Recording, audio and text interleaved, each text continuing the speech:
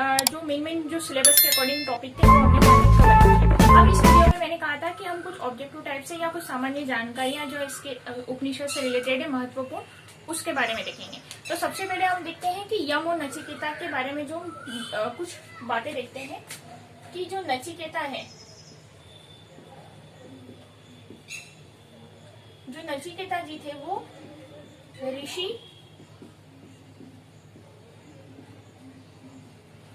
उद्दालक के पुत्र थे। ऋषि उद्दालक को जो है वाज श्रवस भी कहते हैं। इसमें वाज का अर्थ हुआ अन्न और श्रवस का हुआ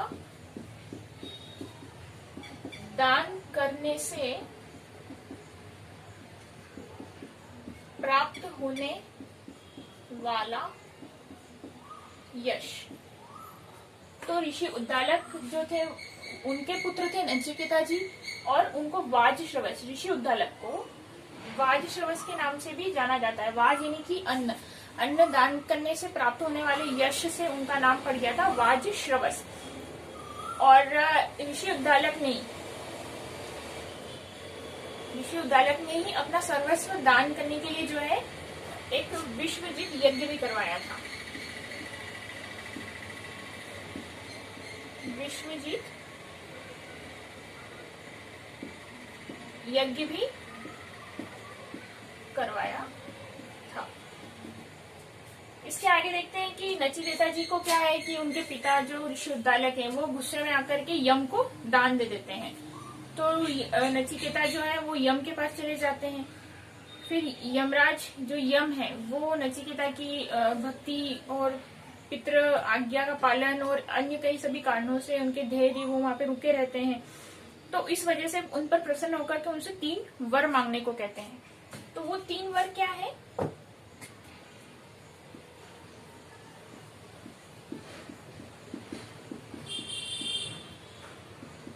पहला वर मांगते हैं नचिकेता जी, नचिकेता पिता का सुख, यानी कि उनका जो क्रोध जो हो जाए वो शांत हो जाए, वो शांत हो जाए थोड़ा। दूसरा वर मांगते हैं स्वर्ग की अग्नि विद्या, स्वर्ग की अग्नि विद्या। और तीसरा मांगते हैं वो अध्यात्म, यानी कि आत्म तत्व, अध्यात्म का ज्ञान, जो हमने पहले पढ़ा है आत्मानुभूति, आत्मा का स्वरूप, वही वाला कि किस तरीके से अध्यात्म आत्म तत्व को जान करके परमात्मा को प्राप्त किया जा सकता है। तो ये 3 वर मांगते हैं। और उसके बाद में जीएम जो है वो प्रसन्न होकर के स्वर्ग की जो अग्नि विद्या है उसका नाम, वो वर मांगा था तो वो अग्नि विद्या बताते हैं उनको, तो उसका नाम जो है नचिकेत विद्या रख देते हैं। यम उनको वर स्वरूप अग्नि, स्वर्ग की अग्नि विद्या का नाम नचिकेत विद्या भी रख देते हैं। इसके अलावा हम देखते हैं इस उपनिषद, ये हमने तो साफ थोड़ा थोड़ा देखा कि यम और नचिकेता का क्या संवाद है। फिर इसी जो 3 वर दिए हैं इसी वर पर जो है ये पूरा उपनिषद चलता है, पूरी चीजें उन्होंने समझाई है। अब हम देखते हैं इसमें जो उन्होंने समझाया है उसमें जो खास खास हमारे समझने जैसा है, जो जरूर हो सकता है कि सिलेबस का हिस्सा न हो या न भी आए, लेकिन इस उपनिषद का हमको ज्ञान होना जरूरी है। तो सिर्फ क्वेश्चन जो आने जैसे हैं वो करने की बजाय थोड़ा उसका वास्तविकता भी हमको पता हो, याद हो, पता हो। तो इसमें हम देखेंगे कुछ क्वेश्चंस नोट कर लें।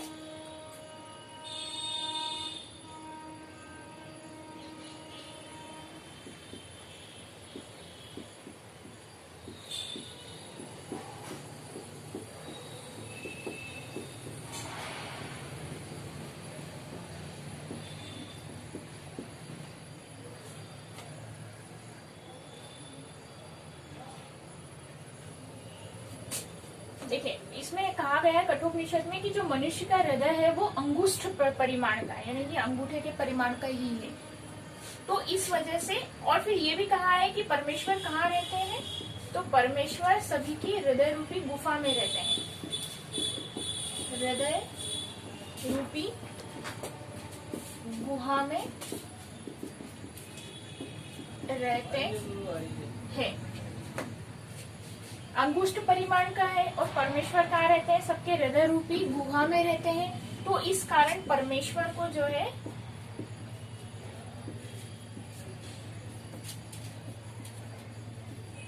अंगुष्ठ परिमाण का कहा गया है। तो देखिए, परमेश्वर हृदय क्या है? अंगुष्ठ परिमाण का है। ईश्वर कहाँ रहते हैं? हृदय रूपी गुहा में रहते हैं। तो इसलिए परमेश्वर को क्या कहा गया है? अंगुष्ठ परिमाण का कहा गया है, क्योंकि जितना हृदय है उतना ही परमेश्वर का स्वरूप माना गया है इसमें, इसके अनुसार। तो इसलिए परमेश्वर को अंगुष्ठ परिमाण का कहा गया है। इसके अलावा इस उपनिषद में परमेश्वर को धातु भी कहा गया है। परमेश्वर को धातु भी कह के संबोधित करा है। तो धातु प्रसादक अर्थात परमेश्वर की कृपा। देखते हैं कि इस उपनिषद में जो है एक रथ और रथी की कल्पना की है, उसको हम थोड़ा समझेंगे।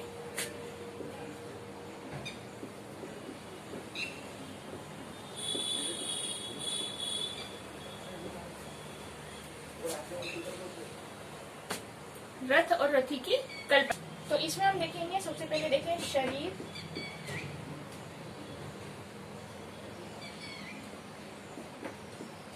इंद्रियां, मन, बुद्धि,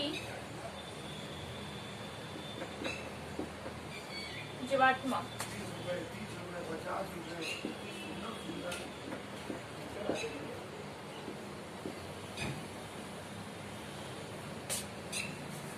शरीर, इंद्रियां, मन, बुद्धि, जीवात्मा और आत्मा, ये 5 चीजें हैं।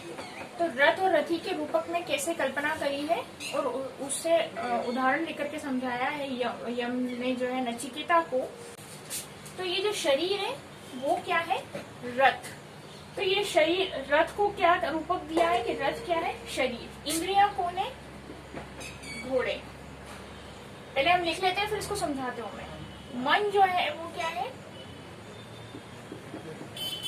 घोड़े की लगाम। बुद्धि कौन है? सारथी, चलाने वाला। और जीवात्मा और आत्मा, घोड़े को, रथ का जो है स्वामी। और विषय क्या है? मार्ग। अब हमने ये देख लिया। अब हम ये रथ और रथी का जो है इसका डिस्क्रिप्शन पढ़ते हैं कि आपको समझ में नहीं आ रहा होगा कि क्या लिखा हुआ है ये। तो अब हम ये देखते हैं। सबसे पहले हम आ जाते हैं इंद्रिया। जो इंद्रियां हैं, 5 ज्ञानेंद्रियां, 5 कर्मेंद्रियां। तो ये इंद्रियों से बलवान कौन है? विषय।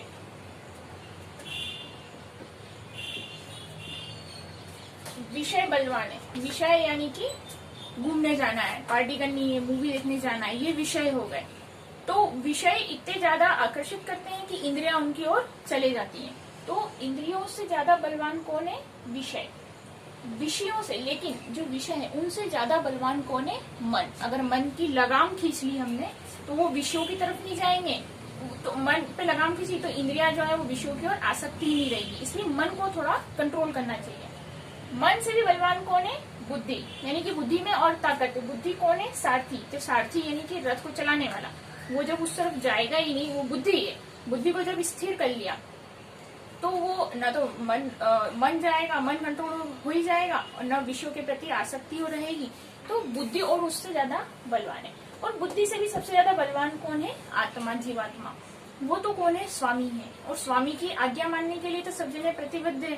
तो जब स्वामी की आज्ञा ही नहीं रहेगी तो कहाँ विषय, कहाँ जो इंद्रियां, कहाँ मन, कहाँ बुद्धि। तो इसलिए व्यक्ति को, आत्मा को जो है इन सब चीजों में लगाने की बजाय निरंतर नित्य परमेश्वर में लगाना चाहिए। अब उपनिषद के सार की बात करते हैं। कठोपनिषद का सार ये है। प्रश्न ये बनता है कि परमात्मा किसको प्राप्त होते हैं? तो इसको आप जरूर से नोट कर लें। 2 प्रश्न बनेंगे, परमात्मा किसको प्राप्त होते हैं और कैसे प्राप्त होते हैं।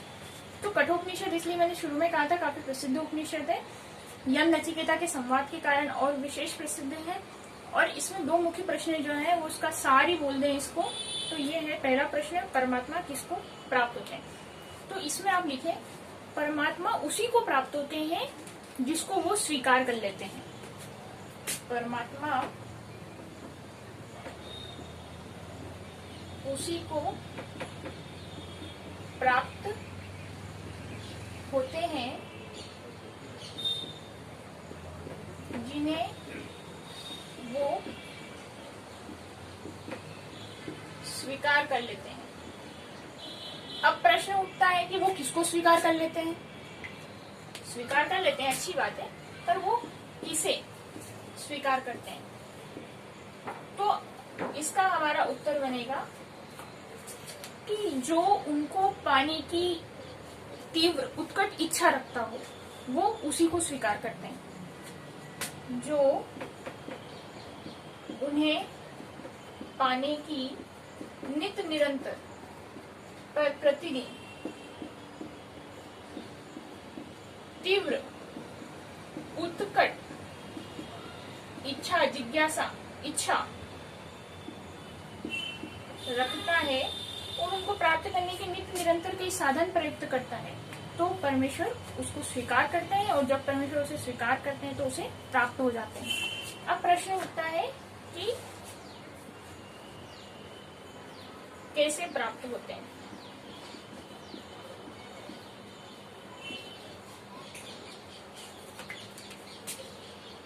उनको प्राप्त करने की निरंतर इच्छा रखने से तो वो प्राप्त होते हैं, पर कैसे प्राप्त होते हैं। तो इसमें आएगा, जिनको उन्हें प्राप्त करना है तो उन्हीं से प्रार्थना करके, उन्हीं से प्रार्थना करने पर परमेश्वर जो है प्राप्त होते हैं। तो ये हमने देखा कठोपनिषद के का ये जो लास्ट 3 क्वेश्चन देखे, ये हमने कठोपनिषद का सार देख लिया, जो हमारे सिलेबस का हिस्सा हो ना हो लेकिन जीवन का हिस्सा, आचरण में लाने वाला हिस्सा जरूर है, अगर हम परमेश्वर को प्राप्त करने की इच्छा रखते हैं तो ये हमने देखा कठोपनिषद के बारे में।